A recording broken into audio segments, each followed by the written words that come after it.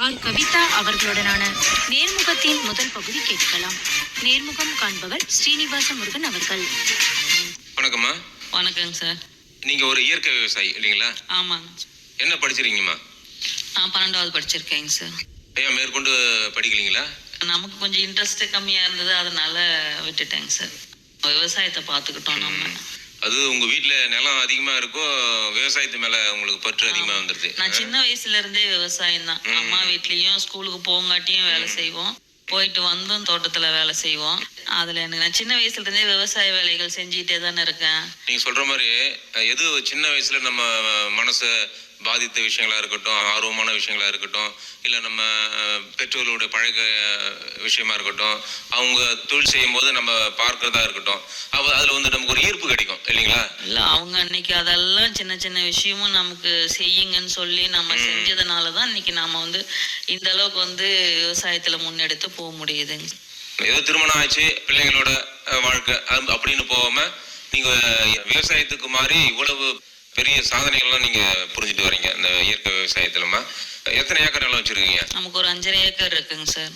5.5 ஏக்கரும் நீங்க சம்பாதிச்சுதா இல்ல நம்ம உங்க தாத்தா கொடுத்தது, வீட்டுக்காரரோட அப்பா கொடுத்தது? என்னென்னலாம் பயிரிட்டு வரீங்க? நான் பாரம்பரிய ரகங்கள் பண்ணிட்டு வரேங்க சார்.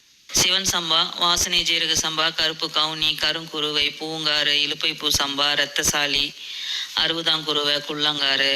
இந்த வருஷம் கருடன் சம்பா, சிகப்பு கவுனி, கர்னூல் சன்னம், ரசகடம், பாசுமதி, கொத்தமல்லி சம்பா, இந்த மாதிரி இந்த வருஷம் புதுசாக ஒரு 11 ரகம் நடவு போட்டிருந்தேங்க சார். மஞ்சள் பொன்னி, இது எல்லாமே இந்த வருஷம் புதுசாக போட்டிருந்தேன். அதெல்லாம் சும்மா ஒரே வயலில் 11 ரகம். ஒரு சில விவசாயிங்க ஏதோ 1 2 3 4 5 அப்படிதான் பண்ணுவாங்க. ஆமாங்க. நீங்க இந்த 11 வகை பாரம்பரிய அரிசி பயிரிடுறீங்கன்னா ரொம்ப உங்களை பாராட்ட வேண்டிய விஷயம் தான்மா. அது ஒரே வயல்ல பண்ணினதுக்கு காரணம் என்னன்னா, நிறைய விதமான அரிசிகள் வந்து நம்மளுடைய முன்னோர்கள் வந்து ஒரு அரிசிக்கும் ஒரு மருத்துவ குணம் சொன்னாங்க. அந்த அரிசியில அதிக பெருசா ஒன்றும் ஒரு 10 சாரி 10 சாரி 10 சாரி தான் நம்மளுடைய வீட்டு செலவுக்கு. எல்லா அரிசியுமே நம்ம செஞ்சு சாப்பிட்டு பார்க்கணும் அப்படிங்கிறதுனால அந்த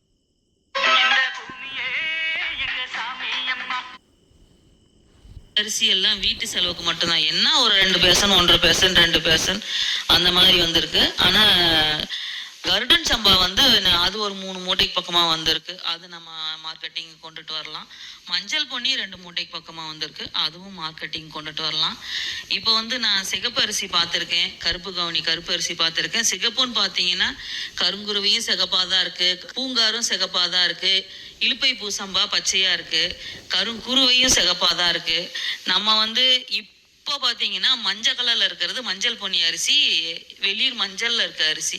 அதை நம்ம வேக வச்சு காய வச்சோம்னா நமக்கு மஞ்சள் கலரா வரும்னு நான் எதிர்பார்க்குறேன். பச்சை கலர்ல இலுப்பை பூசம்பா அரிசி இருக்கு. இந்த மாதிரி நம்மளுடைய முன்னோர்கள் வந்து நல்ல நல்ல பாரம்பரிய ரகங்களை நமக்காக விட்டுட்டு போயிருக்காங்க. அதையெல்லாம் தொலைச்சிட்டு இப்போதான் நம்மெல்லாம் ஒன்னொன்னா நமக்கு தெரிய வந்து நம்ம பயிர் பண்ணி எடுத்திருக்கோம் சார். உங்க பகுதிக்கு உட்பட்ட அந்த மண்ணு நீங்க சொன்ன அந்த 11 வகையான பாரம்பரிய அரிசி வகைகளை எப்படி விளையிறது? உங்க அந்த சின்ன சேலம் பட்ட அந்த நிலப்பரப்பெல்லாம் என்னென்ன விவசாயம்லாம் விளையுது? இல்ல, இந்த ஏரியா பொறுத்தவரையிலும் நெல், கடலை, உளுந்து, எள்ளு, மக்காச்சோளம், கரும்பு இது எல்லாமே போடுறாங்க. நம்மளுது வந்து கரும்பு போடுற அளவுக்கு நமக்கு தண்ணி கிடையாது. நம்மளுது வந்து செம்மண் பூமி, அதனால நம்ம சொல்ற மாதிரி விளையிற பூமி. ஏன் அப்படின்னா செம்மண்ல வந்து நம்ம நினைச்ச மாதிரி மகசூல் எடுக்க முடியும். எப்படி சொல்றது, கருமண் சொல்லுவாங்க இல்லையா, அதுக்கு வந்து தீனி அதிகமா கொடுக்கணும்னு சொல்லுவாங்க. கொஞ்சம் 2 அளவு சேர்த்தி போயிட்டா முழங்கால் சேர் வாங்கும். இதுல எல்லாம் அந்த பிரச்சனையே இருக்காது. நமக்கு செம்மண் வந்து மண்ணும் ரொம்ப மழை காலத்துல தண்ணியை கீழே இறக்கிடும். அதே சமயத்துல ஒரு 2-3 நாள் காஞ்சா போதும் நமக்கு களை வெட்டுறதுக்கு காடு ரெடி ஆயிடும். வெயில் காலத்துல ஒரு 5 நாளைக்கு ஒரு தண்ணி விடுற மாதிரி வரும். ஆனா மண்ணு பொலப்பொலப்பு இருக்கும். நம்ம இயற்கை விவசாயம் பண்றதுனால ஏற்கனவே மண் புழுக்கள் இருக்கிறதுனால மண்ணு நல்லா காத்தோட்டமா இருக்கு. மண்ணு நம்ம தண்ணி விட்டுட்டு நான் என் காட்டுல நான் இப்போ ஒரு 11 வருஷம் முடிச்சுட்டு இந்த வருஷம் நடவு போடணும்னா 12வது வருஷத்தை நோக்கி அடி எடுத்து வைக்க போறேன். அந்த தண்ணி பாஞ்ச காட்டுல நீங்க நடந்தீங்கன்னா அப்படியே பஞ்சுமல் நடக்கிற மாதிரி இருக்கும். லைட்டா மழை வந்துட்டு இப்போ உழவு ஓட்டி போட்டிருக்கேன், நீங்க அங்க பாருங்க, அதுல சும்மா ஒரு 10 துளி விழுந்துட்டாலே அதுல அப்படியே பஞ்சுமல் நடக்கிற மாதிரி இருக்கும். இப்ப நீங்க போய் வெறுங்காட்டுல நடந்தாலும் அந்த மண்ணு வந்து உங்களுக்கு காலில் குத்துறது தெரியாது. நல்லா இருக்கும் மண்ணு. எல்லா பயிரும் ஏற்ற மண்ணு உங்க ஆமாங்க சார். செம்மண்ல எல்லா பயிருமே வைக்கலாம். முத்து சோளமும் வைக்கலாம், கடலை போடலாம், எள்ளு போடலாம், உளுந்து போடலாம், பச்சை பயிர் போடலாம், கரும்பும் போடலாம், எல்லாமே போடலாம். கரும்பு போட்டா தண்ணி சீக்கிரம் விடணும். உங்க ஊருக்கு அருகாமையில் உள்ள ஏரி ஆறு ஏதாவது இருக்கா? இங்க அமயகரத்துல பக்கத்துலயே ஏரி இருக்குங்க சார். ஏரிக்கு ஆனா தண்ணி வரத்து கிடையாது. அமயகரத்து ஏரின்னு சொல்லுவாங்க. அதுக்கு ஏரிக்கு பேர் தெரியல. அதுக்கு தண்ணி வரத்தே கிடையாது. இப்படி ஒரு 4-5 காட்டு தண்ணி போனாதான் அந்த ஏரிக்கு தண்ணி. உங்க பகுதி மக்கள் விவசாயத்துக்கு தண்ணீர் எப்படி பண்றாங்க? வானம் பார்த்த மழை பெய்யும். மழை வந்ததுன்னா அங்கங்க இருக்கிற குட்டைகள் மழை தண்ணியை வச்சு நிரம்பும். அதாவது நம்ம காட்டுக்கு தெற்கால எடுத்துனா அங்க ஒரு ஓடை மாதிரி போகுது, அங்க ஒரு ஏரி இருக்கு. அந்த ஏரி நம்பும். மாரியா கோயில்ல குட்டை இருக்கு. இங்க ஒரு 2-3 காட்டு தண்ணி போச்சுன்னா அந்த குட்டை நம்பும். இந்த மாதிரி அங்கங்க சின்ன குட்டைகள் இருக்குங்க சார். ஏரி இருக்கு. இப்போ ஒரு ஒன்றும் இல்லை, நம்மளுது வந்து ஒரு 2 அளவு மழை 3 அளவு மழை ஒரு 3 மழை 4 மழை பெஞ்சதுன்னா நமக்கு கிணத்துக்கு தண்ணி வந்துடும். அதுவே கண்டினியூஸா ஒரு 4 நாளைக்கு கூறிக்கிட்டே இருந்து பெஞ்சா தண்ணி மேலேயே ஓடியாந்துரும். ஆனா தண்ணி வந்த உடனே நம்ம வயல்ல பயிர் பண்ணணும் அப்படின்னா அந்த தண்ணி போங்காட்டி பிஞ்ச பயிர் பண்ணா எடுத்துக்கலாம். ஒரு 3 மாசத்துக்கு தண்ணி சீக்கிரம் வரும், சீக்கிரம் போயிடும். உங்க அருகாமையில் உள்ள அந்த கல்வராயன் மலை கூட இருக்கு இல்லைங்களா? அந்த மூலையில தாங்க சார் இருக்கு. சேலம் மாவட்டம் பார்டர் தானே நம்மளுது. இங்கதான் இருக்கு. பார்த்தாலே தெரியும். கல்வராயன் மலைப்பகுதி மழைனாலே ஒருவேளை நமக்கு வரலாம், வராமலும் போகலாம்.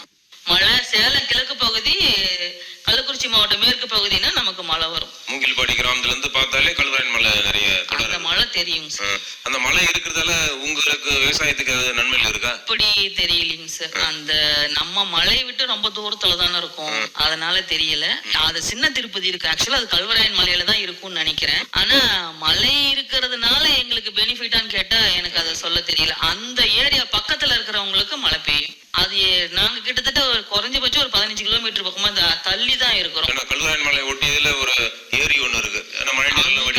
அதுக்கெல்லாம் வாய்ப்பு இல்லைங்க. நீங்க ஒரு இயற்கை விவசாயம் இருக்கிறீங்கம்மா, இயற்கை விவசாயத்தை பத்தி கொஞ்சம் சொல்லுங்களேன். இயற்கை விவசாயம் ஏன் பண்ணணும் அப்படின்னா, இப்ப வந்து களைக்கொல்லி, இப்ப நான் சின்ன பிள்ளையா இருக்கும் போதெல்லாம் களைக்கொல்லி இல்லை. நான் ஸ்கூலுக்கு போயிட்டு வந்த வாட்டி அப்பெல்லாம் பேசிக்கிட்டாங்க, இந்த மாதிரி இப்பெல்லாம் மருந்து அடிச்சாவே பில்லு செத்து போயிருதான், அதுக்கெல்லாம் மேல ஒரு மூடி மாதிரி அது கடையில வைப்பாங்க, அதுக்கு குச்சிக்கு வச்சு அடிச்சோம்னா களை வெட்டுற வேலை இல்லைன்னு. எனக்கு விவரம் தெரியதான் களைக்கொல்லியே வந்தது. ஆனா அதுக்கு முன்னாடி இருந்த முன்னோர்கள் வந்து ஆரோக்கியமா இருந்தாங்க. இப்ப நம்மளுடைய ஆயா தாத்தாக்கள், எங்க அப்பா அம்மாவோடைய ஆயா தாத்தாக்கள், இவங்க எல்லாருமே நீண்ட காலம் ஆரோக்கியமா இருந்தாங்க. என் வீட்டுக்காரரோட அம்மா இறந்தது எனக்கு தெரியும். அவ்வளோ காலம் அவங்க எல்லாம் இருந்தாங்க. ஆனா இப்ப பாத்தீங்கன்னா சின்ன வயசுலயே நிறைய உபாதைகள். அதுக்கு காரணம் என்ன அப்படின்னா, அப்ப அறிமுகமான களைக்கொல்லி தான். அந்த களைக்கொல்லியை நாம் அடிக்காம நம்மளுடைய முன்னோர்கள் வந்து எப்படி இயற்கையான முறையில களையை வெட்டி நம்ம பயிர் பண்ணி மகசூல் எடுத்தாங்களோ அதே மாதிரி நாமளும் பயிர் பண்ணி மகசூல் எடுத்தோம் அப்படின்னா மண்ணுல நஞ்சு இல்லைன்னா சாப்பாட்டுல நஞ்சு கிடையாது. இப்ப நீங்க மண்ணுல வந்து கெமிக்கலை போட்டா அதனுடைய பாதிப்பும் நம்ம போடுற பயிர்ல இருந்து வரும். அது வந்து நம்ம உணவா எடுத்துக்கும் போது நம்ம உடம்புக்குள்ளேயும் போகும்.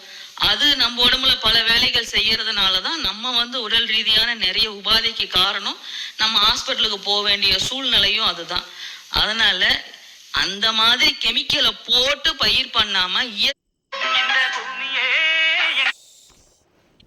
முறையில கடவுள் நமக்கு கொடுத்த ஒரு வரப்பிரசாதம் என்ன அப்படின்னா, 4-5 மாடு இருந்தா போதும் நம்ம காட்டுக்கு தேவையான எல்லா சத்துக்களும் நிறைஞ்ச மண்புழு உரம் நாமளே ரெடி பண்ணிக்கலாம்.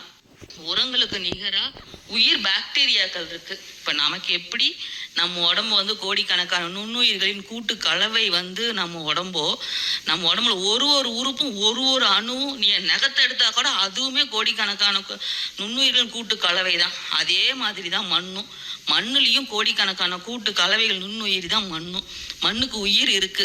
ஏன்னா நான் எங்க தோட்டத்துல நான் இப்போ காட்டுல தென்னை மரத்துல சிறை எடுத்தேன் அப்படின்னா எல்லாத்தையும் அடிமட்டையை மட்டும்தான் வெட்டி கொண்டு வந்து வைப்பேன். அதுவும் நெல் வேக வைக்கிறதுக்காக. மற்றபடிக்கு எல்லாத்தையுமே வயல்ல போட்டு ஓட்டி தான் விடுவேன். ஆனா ஒரு 3 மாசம் பலதானியம் விதைக்கிறதுக்கு முன்ன உடைச்சு விட்டுட்டேன் அப்படின்னா திரும்ப நான் பலதானியம் விதைச்சு விட்டுட்டு வயல் ஓட்டும் போதே ஃபுல்லா இதாயிடும். அந்த அளவுக்கு மண்ணுல வந்து உயிர்த்தன்மையோட நான் கொண்டுட்டு வரேன். இத வந்து கெமிக்கல் அடிக்கிற வயல்ல இருக்குமா அப்படின்னு கேட்டா அது வந்து கேள்விக்குறிதான். இதுல நிறைய பேர் என்ன பண்றாங்கன்னா முத்து சோளம், எள்ளு சத்தை இது எல்லாம் வயல்ல அப்படியே போட்டு நெருப்பு வைக்கிறாங்க. நம்ம உடம்புல ஒரு சின்ன காயம் பட்டா நம்ம எப்படி துடிக்கிறோம், அதே மாதிரிதான் நான் அந்த மண்ணுல போட்டு மண்ணு சூடேறி அதுல இருக்கிற நுண்ணுயிர்கள் அழிஞ்சி அதுல நீங்க பயிர் பண்ணா உடனே எந்திரிக்குமா? மண்ணு சூடு அது மண்ணு சூடுல அங்க இருக்கிற உயிர் பாக்டீரியாக்களை அழிச்சிட்டாங்க. அந்த பயிருக்கு தேவையான சத்து கொடுக்கறதுக்கு அங்க சத்து இல்லை. திரும்ப நீங்க அடுத்தது சத்து கொடுத்தாதான் அது வெளியில வரும். இந்த மாதிரி வேலைகளை பண்ணாம இருக்கக்கூடாது, கெமிக்கல் எதையும் அடிக்காம பயன்படுத்தாம நம்ம எருவை போட்டு மண்ணை பக்குவமா, அதாவது நம்ம முன்னோர்கள் சொல்லியிருக்காங்களாம், நம்ம நெல் விதைச்சாவே மேல இருக்கிறது நம்மளுக்கு, கீழே இருக்கிறது மண்ணுக்குன்னு சொல்லிட்டு நம்ம அதை மாட்டுக்குன்னு எடுத்துட்டு வந்துடுறோம். அந்த மாட்டுக்கு போடுற சாணத்தை பக்குவப்படுத்தி மண்புழு உரமா மாத்தி நம்ம வயலுக்கு போடும் பொழுது எல்லா சத்துமே கிடைக்குது. இதையெல்லாம் பயன்படுத்தி நம்ம உடம்புக்கு ஆரோக்கியத்தை தரக்கூடிய நல்ல நுண்ணுயிர்களையும் டெவலப் பண்ணி நாமளும் நல்ல உணவு சாப்பிடலாம், நம்மளுடைய சந்ததிக்கும் நல்ல உணவு கொடுக்கலாம். நம்மளுடைய பெற்றோர்கள் நமக்கு நல்ல மண்ணை கொடுத்தாங்க, நாமளும் அடுத்த சந்ததிக்கு ஒரு நல்ல மண்ணை கொண்டுகிட்டு போகலாம். இந்த மாதிரி பண்ணி நம்மளுடைய அடுத்த சந்ததியை அதிகபட்சம் ஒரு 20 வருஷமா களைக்கொல்லி, அந்த களைக்கொல்லி அடிச்சு இப்ப நீங்க மலடு ஆக்கிட்டீங்க. முன்ன கம்மியா போட்டு அடிச்சாவே பில்லு ஆகுதுன்னு சொன்னாங்க. ஆனா இப்பெல்லாம் அளவு சேர்த்தி போட்டு அடிக்கிறாங்க. இதுக்கு காரணம் என்ன? களைக்கொல்லினுடைய தரம் கெட்டு போச்சுன்னு சொல்றாங்க. பில்லு அதுக்கு தன்ன மாதிரி வீரியமாக்கிக்கிச்சு, அதுதான் உண்மை. ஆனா இத மாத்திட்டு களைக்கொல்லி மட்டும் என்ன சும்மாவா தராங்க? இல்ல அடிக்கிற ஆள் தான் சும்மா அடிக்கிறாங்களா? அதை விட ஒரு 1000-500 சேர்த்தி ஆகும். களையை வெட்டிட்டோன்னா மண்ணும் கெட்டு போகாது, நாமளும் ஏதோ நம்ம உடம்புக்கு எந்த உபாதையும் கிடையாது, நாமளும் ஆரோக்கியமா இருக்கலாம். இத மாதிரி பயன்படுத்தி எல்லாருமே இத புரிஞ்சுக்கிட்டு இயற்கை வேளாண்மை செஞ்சீங்க அப்படின்னா நம்ம ஆரோக்கியம், நம்ம எதிர்கால சந்ததிக்கு நமக்கு எப்படி மண்ணு நம்மளுடைய பெற்றோர்கள் கொடுத்தாங்களோ அதே மாதிரி மண்ணை நாமளும் அவங்களுக்கு கொடுக்கலாம். நீங்க சொன்னதுல இருந்து என்ன தெளிவாகுதுன்னா, ஒவ்வொரு விவசாயியும் இயற்கை விவசாயம் பண்ணணும். இயற்கை விவசாயத்தினுடைய முக்கியத்துவம் என்ன, அதை பத்தி அழகா நீங்க சொன்னீங்கம்மா. இப்ப நீங்க உங்க நிலத்துல இயற்கை இடுபொருட்கள் என்னென்னலாம் போடுறீங்க? நான் எங்களுடைய மாட்டு எருவை மண்புழு உரமா மாத்திக்கிறேங்க சார். அப்புறம் azospirillum, phospho bacteria, potash bacteria, தலைச்சத்து, மணிச்சத்து, சாம்பல் சத்துன்னு போடுறேன். இஎம் வேஸ்ட் டிகம்போஸ்டர், அண்ணில் மக்க முடியாத சத்துக்களுக்காக அந்த நுண்ணுயிரியும் கொடுக்குறேன். குத்து கட்டும் திறனுக்காக ஜிங்க்கும் போடுறேன். கடலக்காய், உளுந்து இந்த மாதிரி இருக்கிறதுக்காக ரைசோபியமும் ரெடி பண்ணி அதையும் நான் பயன்படுத்திக்கிறேன். பஞ்சகாவியா ரெடி பண்ணி அதையும் நான் பயன்படுத்திக்கிறேன். மீனோ அமிலம், இயற்கை விவசாயி அப்படின்னா மீனோ அமிலம் கட்டாயமா தேவை.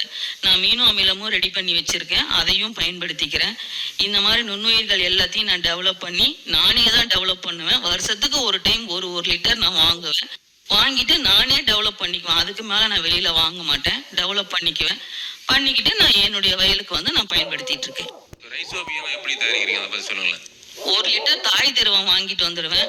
18 லிட்டர் தண்ணி ஊத்திக்குவேன். அதுல 4 to 5 வாழைப்பழம், 200 கிராம் உருளைக்கிழங்கு, 200 கிராம் குளுக்கோஸ், 1/2 கிலோ வெல்லம், 1/2 கிலோ மைதா. இதை போட்டுட்டு உருளைக்கிழங்க வேக வச்சு தொளிச்சு உதுத்து விட்டு போடணும். பிசையக்கூடாது, உதுத்து விட்டு போடணும். போட்டுட்டு நீங்க தண்ணி ஊத்திட்டீங்கன்னா 3 நாள் உங்களுக்கு டெவலப் ஆயிடும். 200 லிட்டர் ட்ரம்ல போட்டுட்டோம்னா அதுக்கு மேல ஒரு 3 நாளுக்கு இருந்துச்சு. திரும்ப நீங்க 200 லிட்டர் தண்ணி ஊத்திட்டு ஒரு 2 கிலோ மைதா, 2 கிலோ நாட்டு சர்க்கரை, 1 கிலோ உருளைக்கிழங்கு, 1 கிலோ குளுக்கோஸ், இதையெல்லாம் நீங்க போட்டுட்டு அதுக்கு மேல நீங்க மூடி வச்சீங்கன்னா ஒரு 3 நாள்ல ஃபுல்லா உங்களுக்கு ஃபுல்லா டெவலப் ஆயிடும். இது உரம் அதிகமா போனா போட்டுட்டு அந்த இடத்துல கருகி போயிடும், சுட்டு போயிடும், புகையா விழுந்துடும் அப்படிம்பாங்க. ஆனா இந்த நுண்ணுயிருக்கு நீங்க பயப்படவே தேவையில்லை. நீங்க 2 லிட்டரும் விடலாம், 2 குடமும் விடலாம். விட்டீங்கனாலும் ஒண்ணுமே ஆகாது. அதை அப்படியே மோந்துட்டு வயலுக்கு விட வேண்டியதான். திரும்ப கீழே 2 லிட்டர் வரலுமே நீங்க மோந்து வயலுக்கு விடலாம். அதுக்கு மேல திரும்ப 200 லிட்டர் தண்ணி ஊத்தி திரும்பவும் நீங்க அதுக்கு உணவு கொடுத்தீங்கன்னா அதை சாப்பிட்டுட்டு திரும்ப 200 லிட்டர் உங்களுக்கு ரெடி ஆயிடும். இது இவ்வளவுதான் கொடுக்கணும், இவ்வளவு கொடுக்க கூடாது அப்படின்ற ஒரு கட்டுப்பாடெல்லாம் நமக்கு கிடையாது.